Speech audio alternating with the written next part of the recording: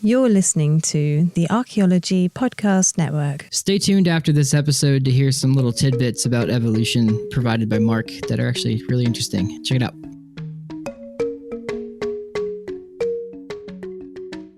Welcome to episode 24 of A Life in Ruins podcast, where we investigate the careers of those living a life in ruins. I'm your host, Carlton Gover, and I'm joined by my co-hosts, Connor Johnnon and David Howe.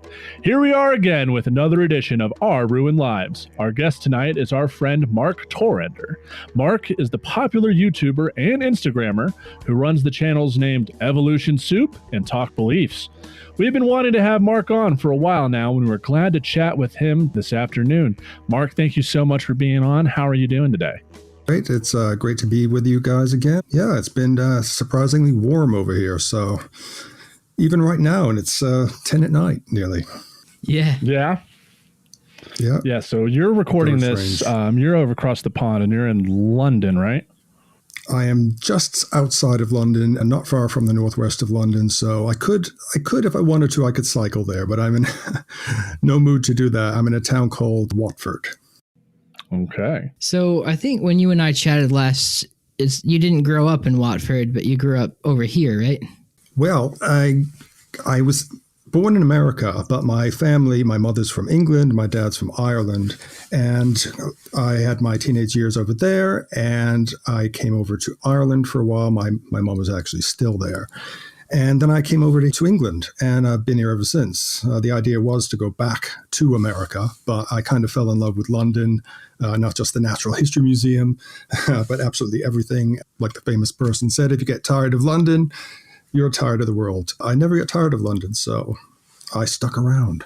London was pretty cool when I went there. Yeah. It's like New York, but British. I can think of a bunch of countries that got tired of London real quick, but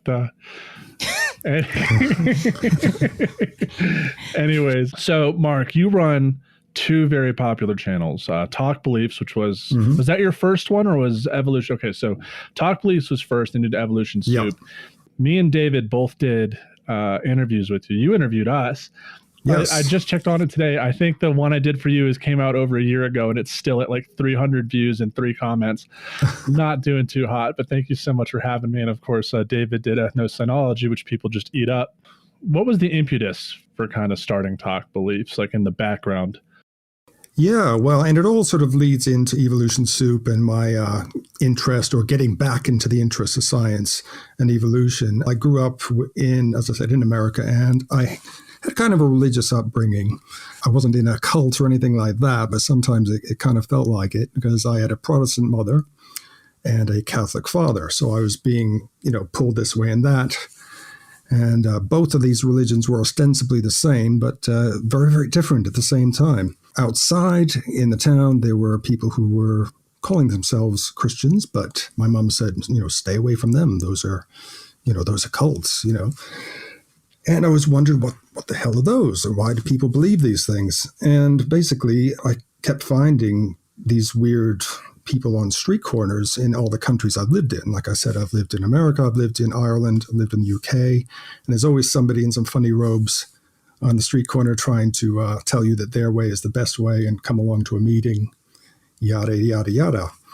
And I started talking to them, and that's kind of how it all started. Mm-hmm. Did you have like a specific encounter with someone on the street, like in either here or in America or London that kind of sparked your interest in this? Yeah, well, the whole point of starting Talk Beliefs is actually I was doing something called street epistemology. I didn't know that's what it was called at the time.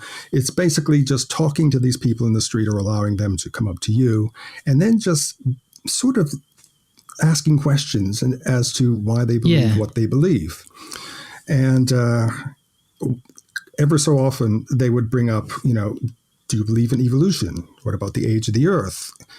And it quickly became very apparent to me that evolution really bothered a lot of these people. So a lot of the videos I did on Talk Beliefs, some of them were with me talking to these actual people in the street. And later on, it was people who actually came to me, and I interviewed them on Skype originally. And it was about why they had left, and they wanted to speak out about it. And a lot of it was because they couldn't reconcile belief in science with what the cult or the group wanted them to believe, which is that the Earth was young, Sure. and and that God created us all perfectly, in this one form. I started looking into creationist websites and videos, and I saw that they had a kind of like a propaganda campaign to convince people that basically scientists were lying. And I thought I have to do something about this. Sounds familiar. Yeah.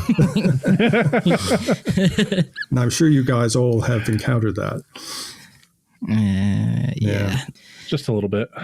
We had a booth for undergraduate anthropology, or the Undergraduate Anthropology Association at University of Tennessee, where I went. And, the banner for it has the human evolution, little ape going to man thing.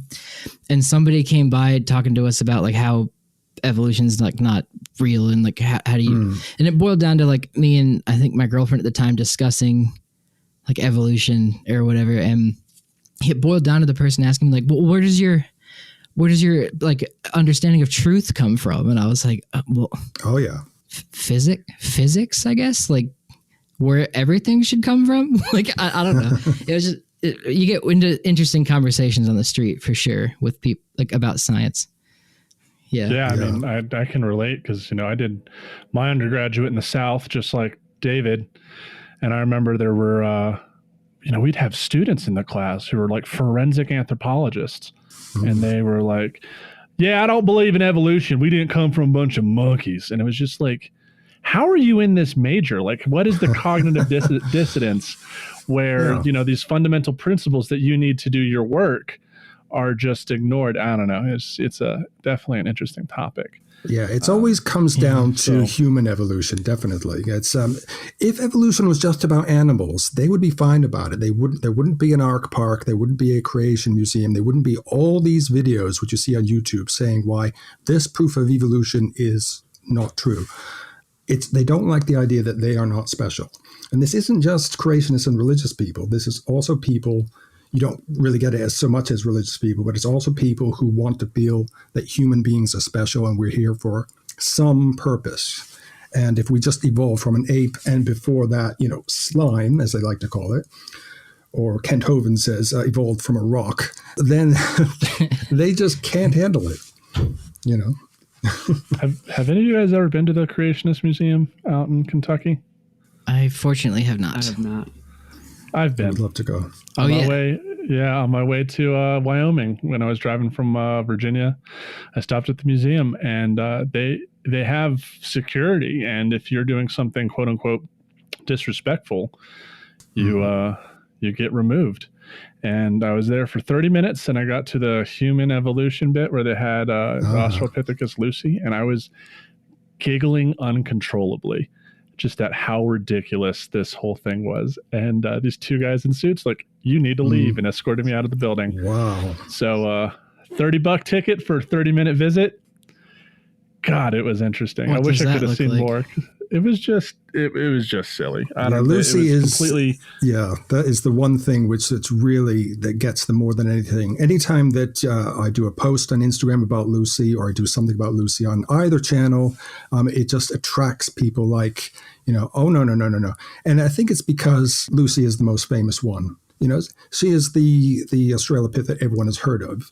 Not many creationists, if you mention Homo heidelbergensis or even the newer finds like Floresiensis, they haven't heard of them. But Lucy is the poster child of evolution. And that's the one they feel they have to debunk. I know the one at the Creation Museum is just basically, it just looks like a gorilla on all fours, knuckle walking. Yeah, my favorite is that they acknowledge dinosaurs, and they're before sin, every animal, and dinosaurs included, used to live in paradise, and they all used to eat plants. And they're just but once sin happened, that's when they started eating each other. Their whole explanation for a lot of this stuff was just it's different. It's a different point of view. That's, I guess, the best way to explain it. But talk beliefs happen. You notice this going on in the street. And then, so your first episode was on Jehovah's Witnesses, right? Yeah, one of the early ones I did, I was in London and I saw these Jehovah's Witnesses. As you see, almost every corner, they like to stand very near to train stations because people will come out there, en masse, and they'll see the magazines. And they had a magazine about, was life created or not? And I just started chatting to them. And then they pulled out an iPad. And I thought, oh, this is interesting. I've never seen Jehovah's Witnesses with an iPad before, and they played this little animation similar to, a Stated Clearly or that type of thing, really well done. Yeah. And it was obviously aimed at younger people, but it was basically saying, if you look around and you see cars and you see buildings and you'll see a watch, you will know that these things have been designed, right?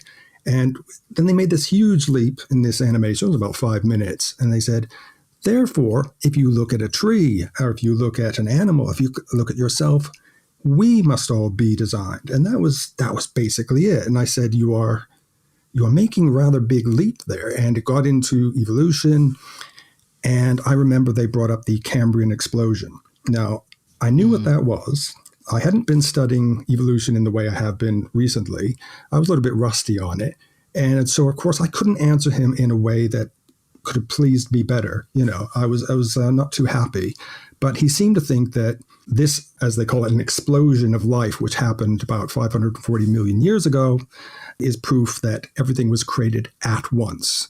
So it doesn't matter that, he's saying the Earth is millions of years old, as long as everything appears to have, been created or to have appeared all at once, that seems to prove creation. And he said, all sorts of things appeared, apes, T-Rexes. And of course, I now know that is not true. In the Cambrian explosion, which was 25 million years, not that fast, we had the beginning of vertebrates, of course, animals with shells. But I didn't know that at the time. Oh, so their skeletons could fossilize better then. And that's why you see that. Okay, yeah. That makes sense. So... But still, I got into this conversation with this guy, and this has happened more and more. And I thought, in order to really have an interesting conversation and get these people thinking, I have got to go back to my evolution studies, which I've always been interested in since I was a kid, and really, really get the knowledge as best as I can. And well, I started doing that. I started doing some debunking videos on Talk Beliefs, debunking their debunking videos. And in the end, I thought, this needs its own channel. I just need to put science and evolution out there, not necessarily pointing the finger at anyone like creationists. There were so many pseudoscience, flat earth and all kinds of things on YouTube. I just wanted to put something out there with evolution in the title. And I started the Instagram about the same time. And really, it was just to get it out there. Right. Yeah. Has it been easy for you to get access to information about evolution through scholarly journals or articles or whatever it is? Has that been fairly easy for you through this process? Not too bad. Not too bad at all, really. I mean, thank goodness for the internet. But I found also that people who are in the world of science like yourselves, they're very open to not only being interviewed, which I have been doing now, but to answer questions. When I made a video which was debunking video about Lucy, I was basically had to prove that no matter what you guys say, Lucy is a transitional fossil and was a biped. And so I emailed a couple of people who had worked on the Lucy fossil, recently, and just asked all kinds of questions. I wanted to get it absolutely right. And they were very accommodating. And what I always find is that people in the sciences are very happy to talk about their work because, as you all know, they love it. So yeah, that's awesome. Yeah, that's definitely the case with me. I can talk for hours about it. One of my favorite arguments with the Lucy folks is how she died. You guys know that one? Or it's like the recent one that came out. What was his name? He was Larry Todd. He came out with a paper stating that like Lucy died from falling out of a tree. And out of a tree, paleoanthropologists don't like that. Yeah, they don't. Paleoanthropologists who've been studied for years do not appreciate or condone that interpretation in the slightest that I've come to find out. But he's an archaeologist that studied like how animals have died archaeologically, like his entire life. And like he was like, well, based on everything I've ever studied, it looks like the impact fractures on her legs are conducive to her falling out of a tree. And all these paleoanthropologists were like, no. It's like that was the first big fight I got in with Lana about, because Lana is a paleoanthropologist, and we were like we had a couple drinks with her paleoanth friends, and like, have you seen this stupid shit that about him Lucy falling out of a tree? And I was like, yeah, and it looks legit. Like, I buy the science. And oh boy, that was just a blowout fight that turned. It was just whew. Well, as far as I know, the discoverer Donald Johanson, what he said happened was that that she'd somehow died, fallen into this body of water, and over the 3 million years, the bones were crushed by animals who were feeding and that kind of thing. Yeah, that totally makes sense. Yeah, and they say, there's a bunch of other, they're always like, the other Australopithecines have the same fractures. So it's like, well, if they were all sleeping in the trees at night, it makes sense if they're all falling out of trees every now and then, because they were kind of bipedal at that point. But, I love the diagram that they created of her falling out, because it's just such an accurate representation of my life when something goes wrong. Just me falling out of the tree and falling over. I'll have to send that to you. And on that lovely note, we are going to end the first segment of this interview with Mark Torrender from Evolution Soup. So we'll catch you in the second segment. Welcome back to a Life in Ruins podcast, episode 24 with Mark Torrender, Evolution Soup. Talk beliefs, all the channels. And we wanted to start off this section by asking you, because you obviously have so many you have a couple YouTube channels, you're constantly engaging with the public. How have those interactions gone? Are they mostly positive? Are they mostly negative? Are you getting a lot of hate mail? How does it end up coming out? Well, the comment section is a sight to behold, I'll tell you, especially on the Talk Beliefs channel, because if they perceive that you're having like we say over here, a pop at religion, they're going to come after you, and they're going to dig their heels in as well. And initially with that channel, that's something I kind of wanted to come across as kind of like, an atheist on a crusade. But in the end, I found out it's kind of counterproductive. Like I say, it just becomes a tennis match in the comments section. And I still get some very strange ones to this day, not necessarily aimed at me, but aimed at what is being said, and all these fights go on with all these viewers in the comments section, sometimes for months and even over the course of a year in one case. And I think that was about, there was a video I'd done on Mormons. Oddly enough, since starting the Evolution Soup channel, it's been mostly positive comments about science, which is great. You'd think that, the detractors would be, really attacking. But so far, I know it's a much younger channel. So far, it's been very positive. That's great to hear. In the break, you were telling us a story about some of the kind of conspiracy theories associated with Lucy and its reconstruction, or fake reconstruction, as people think. Yes, well, a lot of the controversy around Lucy is the fact that, as Donald Johanson and his team presented, it is a very human-like pelvis. It's not flared out like a chimp's. It's more bowl-shaped to support an obvious biped, somebody who's standing vertically. But when the pelvis was found in the Afar region of Ethiopia, it was broken. But it was kind of twisted and smashed together in a anatomically impossible shape, he called it.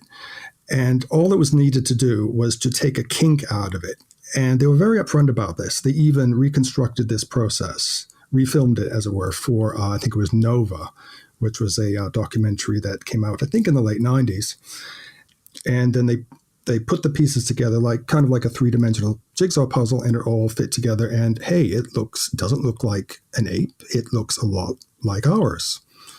And this animal was a biped. And we know that from other reasons as well. When you look at the legs, for instance, or look at the femur, it's sloping, and our only human legs slope like that because we have to support our center of gravity as we walk upright. A chimp doesn't do that because their head is thrust forward and they knuckle walk. Anyway, so that is not enough for some people who, the detractors, shall we call them. They say, oh, no. This pelvis was manipulated. And what I had said in my video was that if it was some sort of deception, why would they recreate the whole scene and show it on a high profile documentary like Nova and broadcast it all over the world? But no, it was manipulated. And all the other pelvises that were found, Australopithecus africanus and Sediba and all these that have come later, they have all been based on this fake pelvis. And you explained, sometimes I go into the comments, I wish I wouldn't, but I feel I have to sometimes. I go in there and I say, look, they just removed a kink, fit it together, that's it. They're very upfront about it.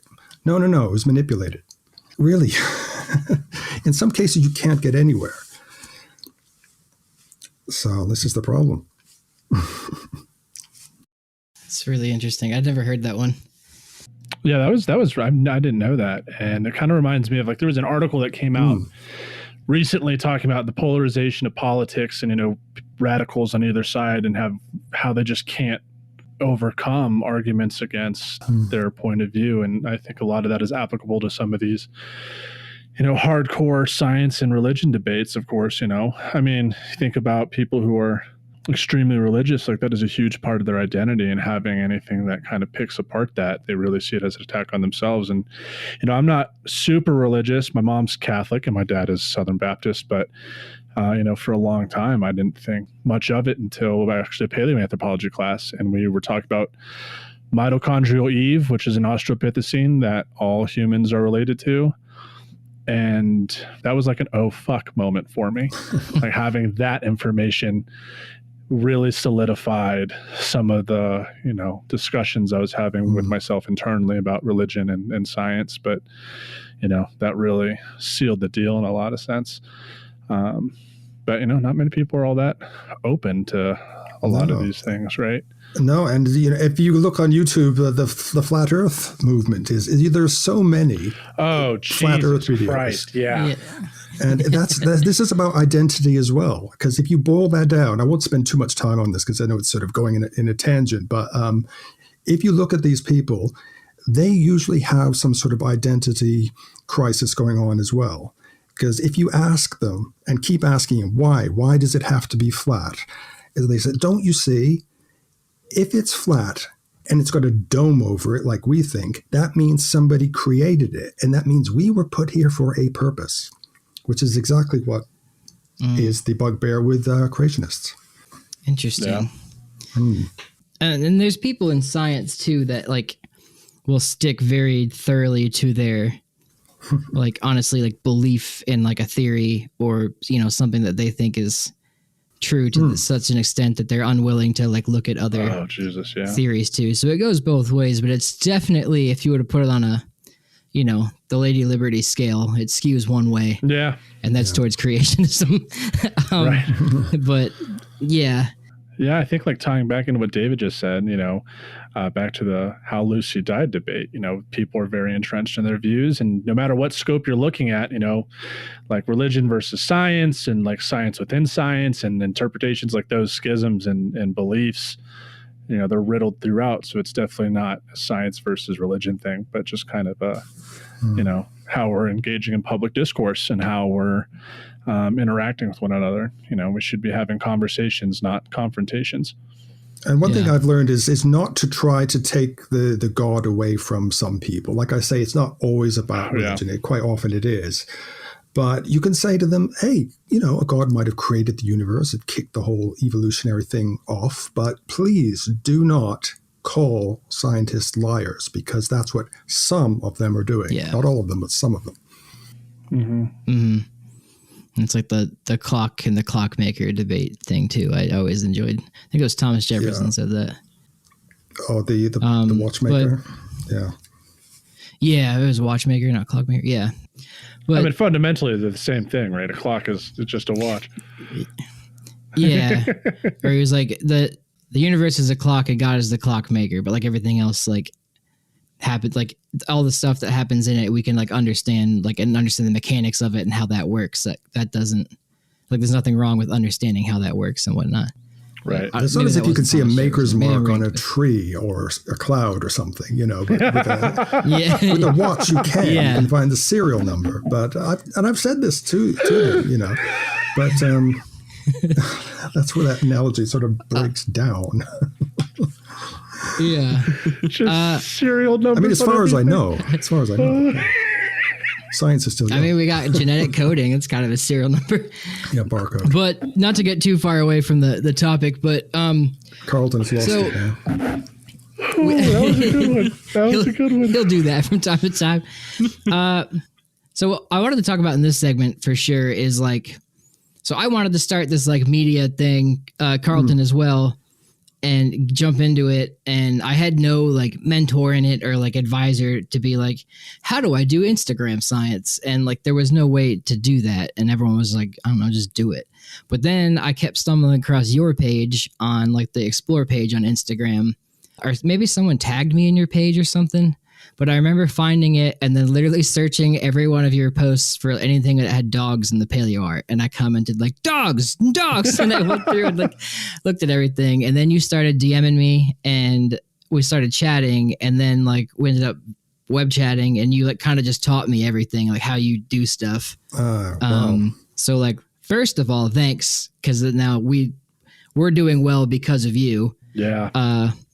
But I guess we wanted to ask you, how did you learn to do this stuff, and how'd you build such a huge ass following? Because you got almost 100,000 people now. I wish I knew. To be honest, if I put it in a nutshell, it's an ongoing process. It's almost like evolution, with its sort of trial and error, but it's a case gradual. of slow and gradual, making some mistakes along the way. It's you make an account that you yourself would want to see. And if every post doesn't have some sort of wow factor in it, you kind of have to throw it out. And I knew from the beginning that this was to get science out there and make it accessible and make it interesting, exciting to people who are scientists like you guys and who are not scientists like me. And so I thought the best way to do that is with paleo art. Not charts, as much as I like charts now, but I have very few of them. Beautiful paleo art, which takes you back in time. And don't just leave it there, because I noticed some people had the paleo art on their Instagram, but they didn't have any information. I thought, well, what is this creature?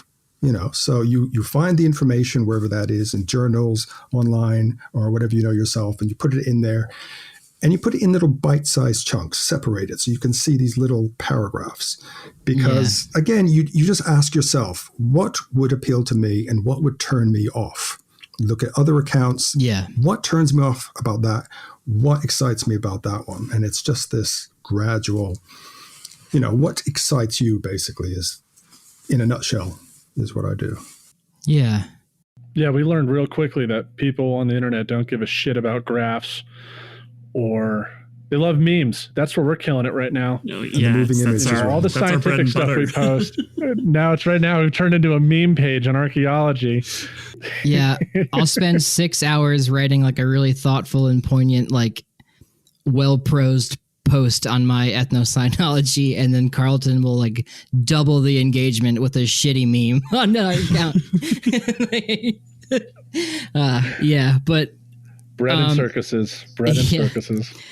At the core of it, though, the way we started building the podcast account with your format, though, which you taught us was the chunks and spacing it out with because I never thought to put the little bullet points between paragraphs, and I think I learned that from you, just to visually break it up a bit so it's not just a blast of information at someone's face, and it's just all stuff like that. And then also one thing I we always respected about you was you always credited the artist and in every way you could, and I think that made you stand out to me in in another way too.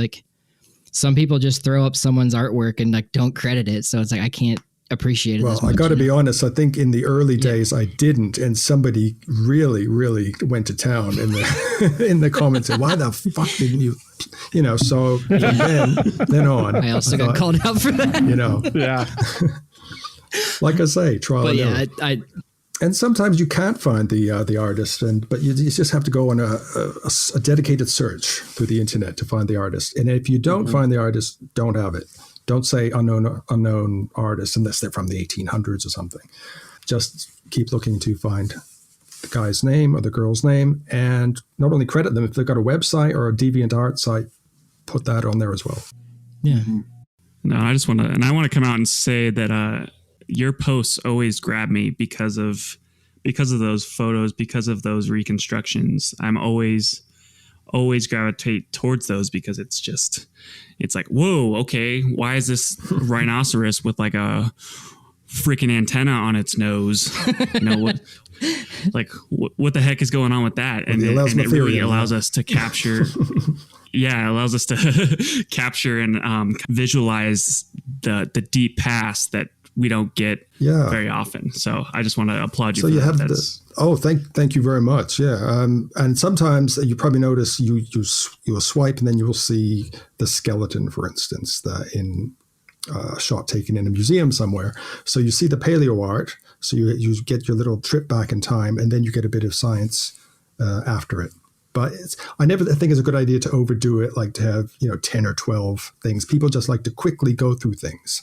And another thing people like is the moving image. So if you and I really should do more of this, if you have a bit of footage, always goes through the roof. Oh, the Tasmanian tigers. Yeah. Tasmanian tiger or the mud skipper. Yeah. People love it. Yeah. Well, the mud skipper, I hadn't seen that one. That's a new one. Wait, I think, is that like the little salamander looking thing? That is a walking amphibian. Oh, okay. Yeah, and that freaks a lot of people out. It can literally go from one body of water, cross the road, and then go into another body of water, pushing it along in its front fins. Wow. Sounds a lot like those Chinese lungfish. Those were a problem in the East Coast a while back. Remember those, David? The lungfish? The monkfish? Yeah. What are they? The snakehead fish. I remember that being a thing in the news as a kid. Yeah. And they were like, don't go in the Hudson, but they say that every day. Yeah, little fish that can walk across land. Yeah, Mark, you have a really cool channel, and we would definitely appreciate it because early on you helped us. I can't remember. I think David introduced me to you because he did his video first, and we started chatting, and then did mine, and then I thought I reached out to David first because I loved what he was doing with ethnocynology. That's the way I remember it. Possibly. I remember going through and just commenting dogs on every one of your posts, like just like spraying into the wind, being like, love me. But yeah, but then I think, you contacted me after doing just like, commenting. And then I did an interview, and then I hooked you up with Carlton, or Carlton like DM'd you maybe. Yeah. But something like that. And then, we've been planning on having you on here for a while because I remember when we first thought of these Our Ruin Live sections, we called you and we're like, hey, we have this idea. We want to do a couple episodes before getting to you, but we really want to promote you. And that was like in August. And then we were finally able to get you down to have you for, because I remember I was like walking to class, like first day of class, telling you about this idea for a new segment. And now here we are. 9 months later, finally have you on. Now that we have the swing of things, almost a year after the whole program started. Let's we're going to go ahead and wrap up here with segment 2. This has been a lot of fun. I can't wait for segment 3 to show up here in a bit, and we'll get to chatting about haters and copycats, some of our favorite people on social media. So we'll be right back. Enjoy these messages from our sponsors. Hey everyone, we're back with segment 3, and just real quick before we begin this segment, just wanted to give a shout out to our friend Marley. Marley sent us a really kind email not too long ago. Huge fan of the show. We're really happy that you like the show, Marley, and we're really happy that we could be an impetus for you continuing your education in anthropology. Also, for our listeners, we finally have a website, lifeinruins.com. You can find us there. David did an excellent job with getting it together. You can find our Instagram, our various social media, and also our podcast. It's on there as well. So please give that a check, and from there you can contact us. Let us know what you think. We really do appreciate when listeners send us emails, get on our DMs, and let us know what they think of the show and who else we should interview. Thank you all very much for being listeners, and moving on. Yep. So We're back with Mark Torrender. We were talking about his Instagram on Evolution Soup, or at evolution_soup if you're listening. But Mark also has two like much more popular, I guess, let's say they were the impetus for making his is that the word? They started his Instagram, his YouTube channels. So Mark, do you want to talk about those? Well, I think it's Talk Beliefs, which happened first. And then I thought, I've got to do something on evolution. And I began with the Instagram. And then I thought, well, why don't I do some interviews with scientists, if that's at all possible? As I said earlier in the show, that sometimes all you have to do is email them and tell them you're passionate about science. And they're very happy to speak to you. And I've been very lucky. Yeah, Dave, I think you've been on Evolution Soup. And I know... Carlton, maybe talking about something soon on Evolution Soup. I hope. Let's talk about Kennewick, man. Let's do it. Yeah, that would be great. That'd be a cool one. Yeah. Just yesterday, I was talking to Nizar Ibrahim, who found the Spinosaurus tail in Morocco not long ago. He's going to come on the show tomorrow. So that'll be recorded tomorrow to talk about all things Spinosaurus. So I was very surprised that he said yes to that, because he's being pulled left, right, and center by news companies and everything, because this is a big deal. Yeah, he made some time for me.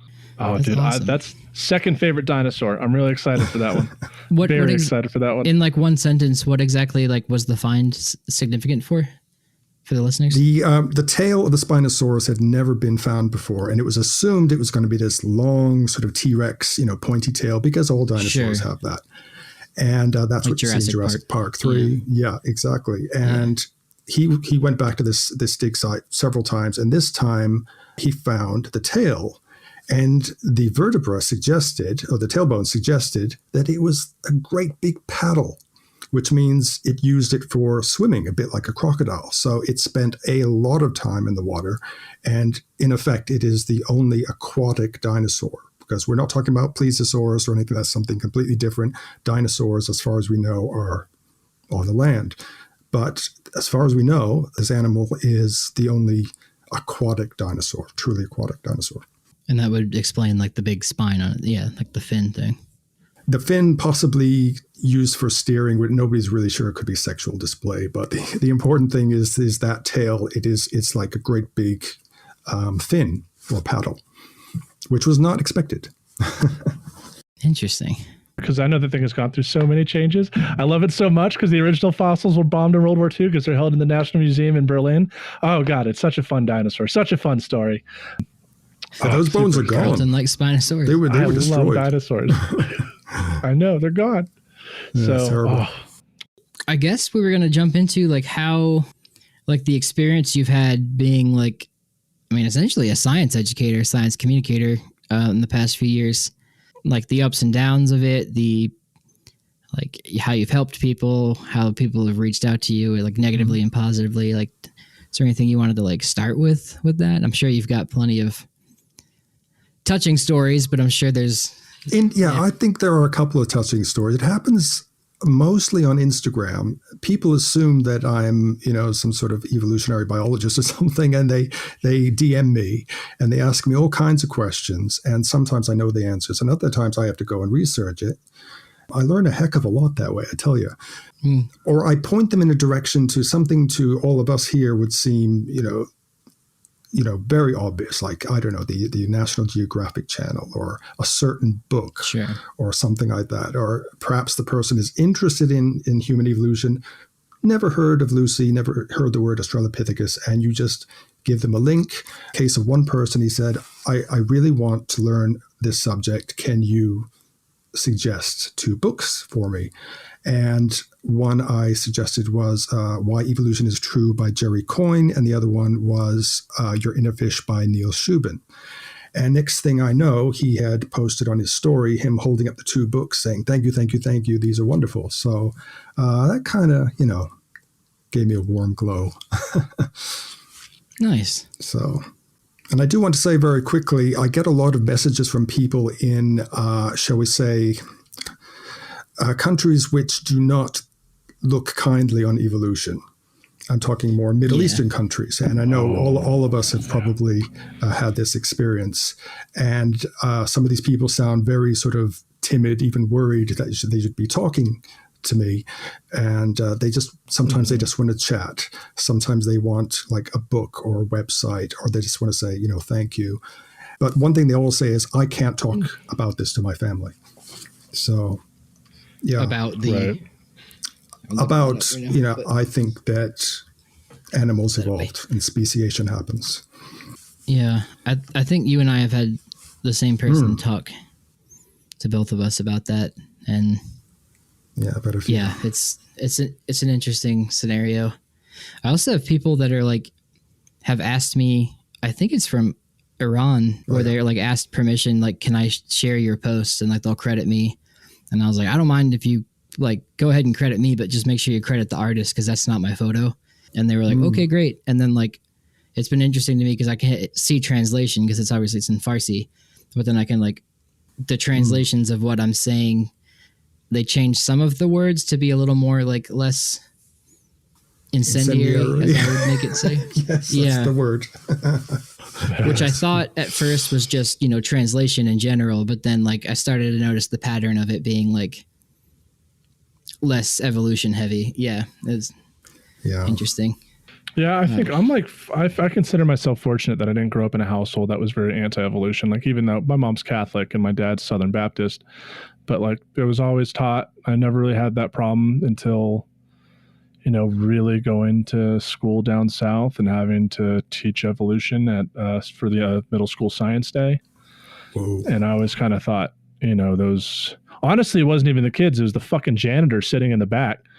Like that's who got me, not the students or the teacher. It was the janitor who was watching the presentation. Yeah, just like, but it was funny when he talked. He raised his hand. I was like, oh, here we go. And he's just like, so the aliens built the pyramids, right? And I was like, no. And this is a talk on evolution, sir.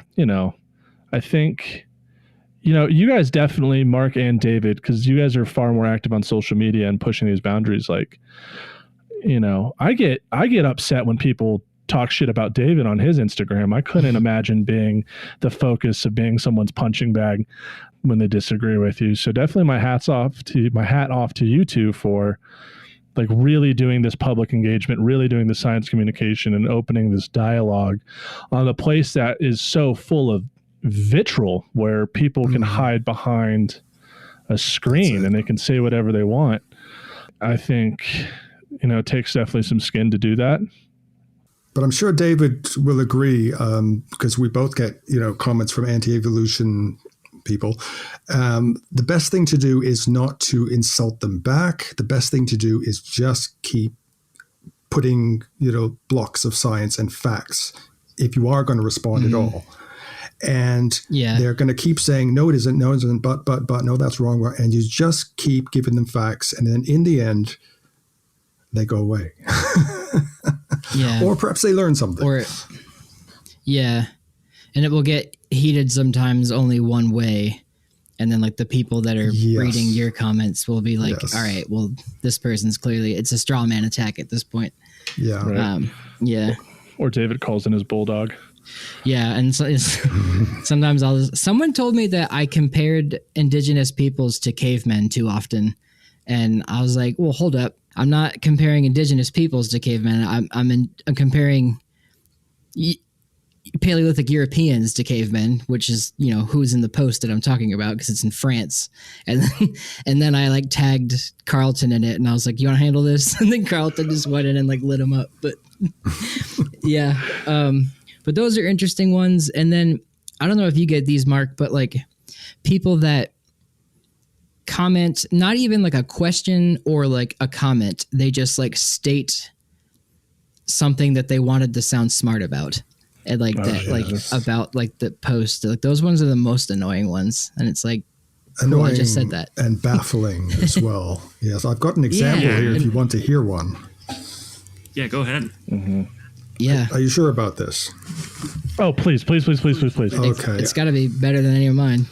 Okay. I did a video. This was on my Talk Beliefs channel before I'd come over to do Evolution Soup, called The Evidence for Evolution. It was about ERVs, endogenous retroviruses, which is sort of like a date stamp that you can get on human cells. And it's a really good proof of evolution. So, a person posted, the theory of evolution is just a theory about a scientific theory, adaptation. It is a faith. Jesus turns homosexuals into straight people supernaturally. That is observable evidence. Works on depression, heroin addiction, alcoholism, bipolar disorder, and many other things too. I go where the observable evidence is. There it is. That's just one. Let's unpack that real quick. If we can. That's just one. He supernaturally turns people into homosexuals. Yeah. That's He turns homosexuals into straight and that's people. scientifically proven. Into right? straight people. And the name of the poster is all caps, we obey Jesus. Mike Pence? Yeah. Oh, okay.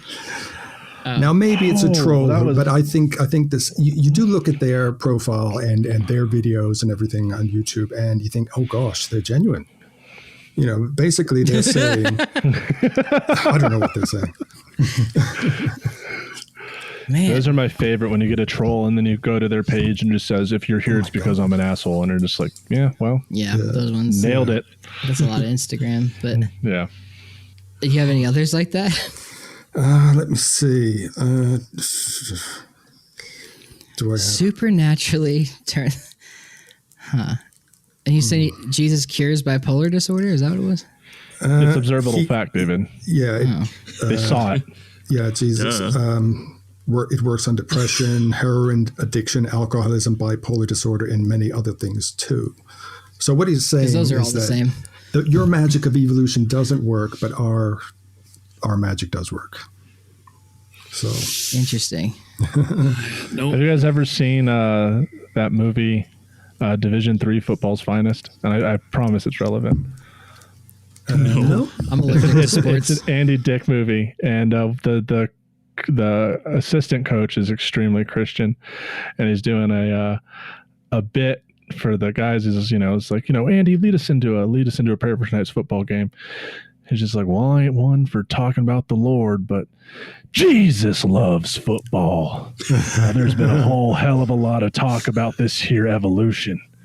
Evolution's what I call it. Oh yes, I got that. Now, it's like, it was the Holy Land. It weren't Jurassic Park. This is all bullshit. I'm just dying watching this movie. It's fun. I showed it to Dr. Melissa Murphy at University of Wyoming, and she was crying, laughing, like, where do you find this shit? But every time I think of these conversations, I think of that one little bit from that movie where it's just gold. Yeah, evolution, EVIL. Yes, I hear that a lot. Yeah. And they're not all as crazy as that one. There's this one real short one here. This is a sort of a basic one you get. Absence of evidence is the big problem with evolutionism. It is a faith-based religion. From the beginning, evolutionism has been based upon religion, not evidence. So Absence of evidence. Look at my is chest not- hair. Exactly. Need to bring you along. Absence to of church. evidence is not evidence for absence. Those ones just, you can't even start with those ones. You're not going to turn them. Yeah, I mean, there's just, I can imagine it. The evolution stoop stuff, that has to be pretty crazy. But I imagine the stuff you get on Talk Beliefs, like you talk about Jehovah's Witnesses. Yeah. Talking about Mormons is especially like a big one. I know there's like another big famous podcast, Lost Podcast on Left. They had like a 7-episode series on the history of Mormonism, and the comments in that were just. Well, I challenge any of you to look at any of my Mormon uploads on Talk Beliefs and then look at the comment section, and I will say no more. It's just a firestorm. All right. I'll check that out. Oh boy. Here's a fun story before we wrap up. I had never encountered many Mormons growing up out east, some in Tennessee, and they were delightful people. They were Very nice. really nice. Yeah. Oh, yeah.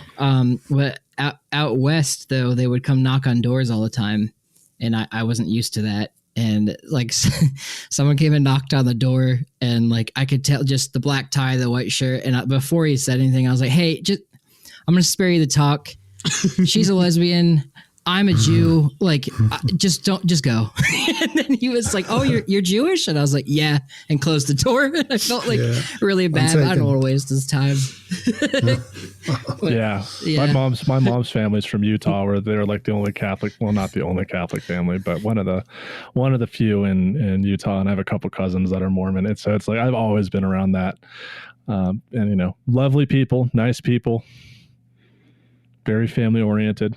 I do appreciate David's Kanye kind of thing. You know, I'm gonna let you finish.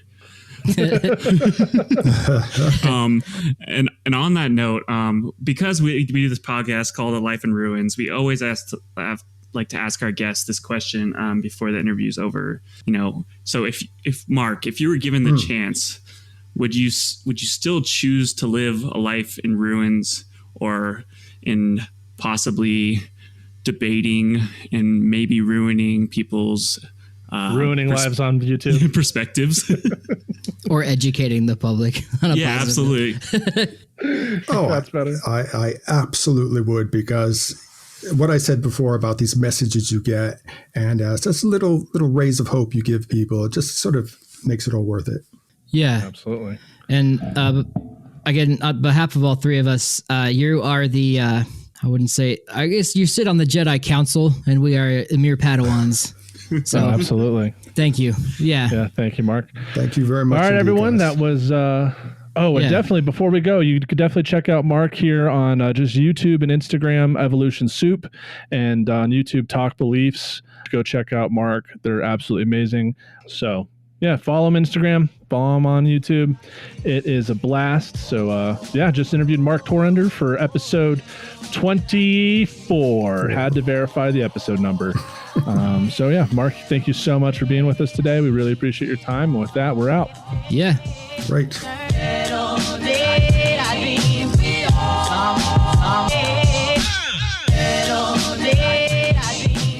Thanks for listening to A Life in Ruins podcast. You can follow us on Instagram and Facebook at A Life in Ruins Podcast, and you can also email us at alifeinruinspodcast@gmail.com. And remember, make sure to bring your archaeologists in from the cold and feed them beer. So I wrote one that's really shitty, but I also researched another one. So I'll do the one I wrote first, and then we'll go from there. So guys, what do you call a radical, death-defying evolutionist? What's the answer to that? I don't know. All right. Evil convolution. No, yay. All right. Okay, what's Martha Stewart's recipe for chicken soup? Go on. I didn't think we were going this way. Martha Stewart. First, boil the chicken, then dump the stalks. Oh. That was topical like a decade ago. Oh, evolution soup. Right. Okay. Very good. Oh, boy. Okay. Thank you, everyone. Oh, thank you, everybody. We're done. We're done. It's over.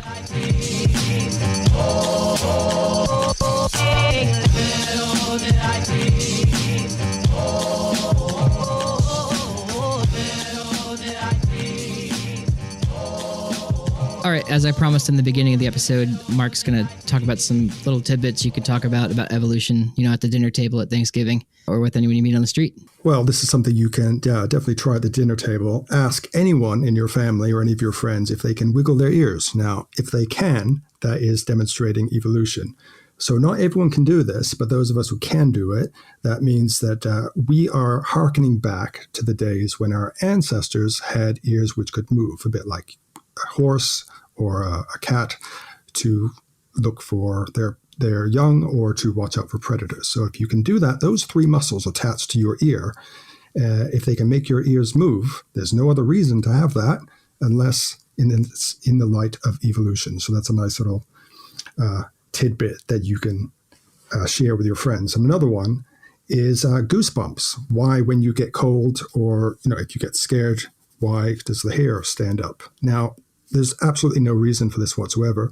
But again, this is vestigial, and it calls back to a time when our ancestors, our more furry ancestors, if they were cold, they tried to fluff themselves up like you would see with a cat today for insulation, or to make themselves look bigger to scare off predators. And we still have that. So that is another cool proof of evolution.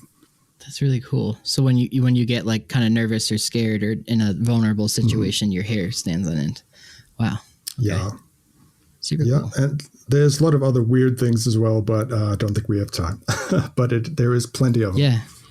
That sounds great. I think we can do another segment later on where we can just put you on our podcast page with fun facts from Mark. But those That's are a great awesome. idea. Yeah, appreciate it, Mark. And with that, our episode is finally over. We're glad you guys made it this far for a little bonus, some little nuggets of info. All right, we're out. This show is produced by the Archaeology Podcast Network, Chris Webster and Tristan Boyle in Reno, Nevada at the Reno Collective. This has been a presentation of the Archaeology Podcast Network. Visit us on the web for show notes and other podcasts at www.archpodnet.com. Contact us at chris@archaeologypodcastnetwork.com.